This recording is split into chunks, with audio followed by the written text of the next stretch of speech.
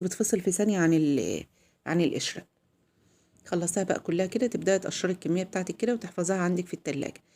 اللي بقى حابب هيكون قديمة زي اللي بتتجاب من عند بتوع الفسيخ، اللي بيحبها طبعا مش هتنفع ديتي، ده تبقى عايزة بقى إيه السردينة الكبيرة عندي، او هي ديت اللي بيسموها الانشوجة.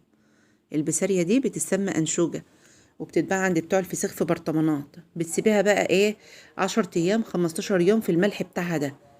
بعد ال15 يوم بتشيليها بتفصصيها وبتنقعيها في زيت وليمون، وتحطها عندك في قلب البرطمانات وتاكلها اللي بيحبها ملح قوي. والسردينة بنفس الطريقة. إيه عملت انا البسارية وخلصتها خالص. بعد كده ضفت عليها 4 معالق زيت، نقول نص كوباية زيت، وحطيت عليها بقى ليمونتين كبار بقى ملانين. الليمون ده اختياري، عايزة تكتري عايزة تقللي اختياري، ده الطعم بتاعك اللي انت بقى بتحبه وبتحبي تاكليه. عملتها بقى بالشكل ده، كانت احلى بسارية تتاكل. قلبها بقى حلو كده، والبياع تحت بيبيع، ملناش دعوه بيه لو انتوا سامعينه. الله يرزق الجميع يا رب، الله يرزق الجميع.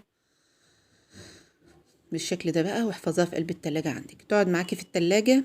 ده لو قعدت هتقعد معاكي 3 ايام. هتكتريها عن كده وهتقعدها اكتر من كده، ما تعصريش عليها ليمون، وهتزودي لها شويه ملح لو انت هتقعدها اكتر من كده في التلاجة. بعد ما تقشريها هتقومي مزوده لها بس نص معلقه ملح، عشان تظبط ملحها، وما تحطش عليها ليمون لو انت هتقعديها، علشان الليمون هيمررها. دي كانت الاكله بتاعتنا. شوفوا بقول لكم هي جميله، وابني برضو دقها وهيقول لكم دلوقتي ان هي جميله.